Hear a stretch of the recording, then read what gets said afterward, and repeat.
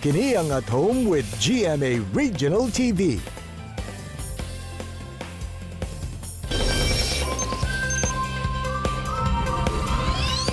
Mga kapuso, gamay man sa inyong panlantaw pero dako ang kasing-kasing ug pangandoy ni ini.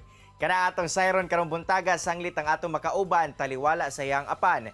Apan nakahuman gayud siya sa iyang pagtunga sa senior high school ug nangandoy pa nga mahimong usa ka profesional. Atong sabay-sabay nga ila-ilahon si Mark Vincent Bahadi. Sir Mark, good morning and welcome sa At Home with GMA Regional TV. Kamusta ka karon? Mayong adlaw sa panalog sa mga mananaway, ako karugoy sa Ginoo, baskog ang lawas ug aniya karon sa inyong mga screen, anda mga i-share ang akong kinabuhi. Mark, pasensya na no sa pagpangutana pero unsa ba ang storya sa imuhang kahimtang? Sukad bata pa lang baka, ingon ana na baka? So, ato ikaw ng history sa atong mga katigulangan, radyo na ang mga istorya nga katinuuhan nga lihi-lihi.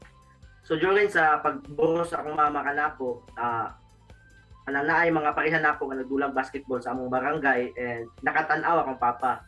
So sa kalingaw dili malikayan nga makakatawa ka sa ilang mga ginabuhat while gadulag basketball.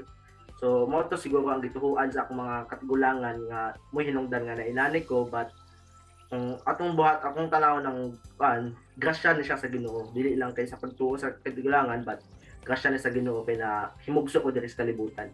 Siyempre, napatawa ko diri sa kalibutan na nakita na ako ang katsada sa kalibutan, ang binungat sa Ginoo, ug daghan ko na ila-ila ang mga tao, ug siguro daghan ko na tagaan og mga inspiration sa uban. Aduna ba kay mga diskriminasyon nga nadawat pod tungod sa imuhang kahimtang? Giunsa nimo kini pag-handle? Siguro sa akong sitwasyon, sa unsa man nga kapintasan sa kinabuhi, di man din malikayan ang mga diskriminasyon. So sa ako nga part, ginahandle na ko sila the best way I can. So ang pinakang pamaagi na ako nga ginahimo is gina-ignore lang na ako sila. But dili tanan. Kay for example, nay nambuli sa ako or nanaway sa ako nga inana-inani. So ginapan ako nga ang reason nga nung inana. So posible pod kay di biya malikayan nga ako tawo pod biya ako manghinaway. So base nang hinaway ako sila, isip balos ka na ako. So okay ka to sa ako, balos-balos lang, tao ka man ta, magnaway. But if kanang natapakan na yun nila akong pagkatao, dana nga time, istoryahon na lang ako sila and explain ako sa ila nga tao ka man ko, gasya ni sa Ginoo nahitabo ka na ako. So dapat respeta kay lang ta. Ana lang.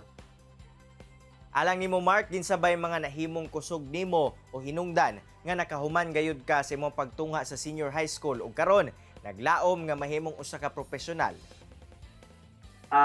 Ang pinaka-inspirasyon jud nako duha, since akong papa sa kamaayong tao, yang gitudlo nako nga dili magpa-apekto sa mga istorya sa mga tao, and ang ikaduha ako mga igsuon professional. So lain po sa ako nga part nga di ko maningkamot sa kinabuhi nga di ko professional do. So kayo ako ready po na sa among mga igsuon. So motong gihimo na akong stepping stone nga maningkamot tungod kay ako ra wala pa na himong professional. Karon unsa ba ang mga plano nimo Mark sanglit nagpadayon ka sa imong pag-eskwela?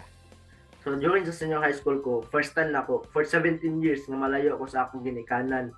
Pero dako ko, akong sa eskwela kong high school, elementary, nakasamong barangay. So first time din ako malayo sa akong ginikanan, and syempre inani ko, so lisod kayo nga mag-adjust ko sa akong environment ng inani ko. So dako kay nga tabang nako nga na mo na pailayo ko pinawag na encourage ko na ako galingon nga maningkamot nga makaila-ila o makapag-amigo. Kaya ako aduna ko yung mga makaabag sa kinabuhi, ako makahuman sa eskwela, and thankfully sa grasya sa Ginoo nahuman ako ang senior high school kay dili na siguro sa pagpaningkamot apan sa akong mga pamaagi nga nang hingamigo manggod ko. So daghan ko na ila-ila. So 2 years from now, graduate naman siguro, grasyaan sa Ginoo, kag-graduate ko, akong gusto nga mahitabo is, kuhan lang, either mag-proceed ko sa mag-change ko course into education after na ako mahumaning nga course, or kuhan na lang ako'y magnegosyo, kay since during nga mag-graduate na ko is mag-retire na ko akong ginikanan na lang at time, hapit na. So, possibly nga, mga negosyo or mag-proceed education since education nito kasagara sa among pamilya. Og lastly, aduna ba kay mensahe ngadto sa mga susama nimo nga aduna po'y kahimtang no o kaning espesyal nga kahimtang unsa imong matambag ngadto kanila? So tulo ako tagaan og mensahe. Ang una lang ako tagaan og mensahe is katong mga sama nako nga adunay mga kapintasan. So sa mga adunay kapintasan sama nako, padayon sa paglambo, ayaw pagpaapekto sa mga istorya sa uban kung unsa ka unsa na. Importante nga wala kay natumban nga mga tao. Daghang salamat Mark Bahade sa imong oras nga gihatag dinhi sa At Home GMA Regional TV ug nahimo kang inspirasyon sa kadaghanan padayon sa paglambo. Walay problema. Arigato. Mga kapuso, chillax lang mo kay mubalik pa ang At Home GMA Regional TV. Kini ang At Home with GMA Regional TV.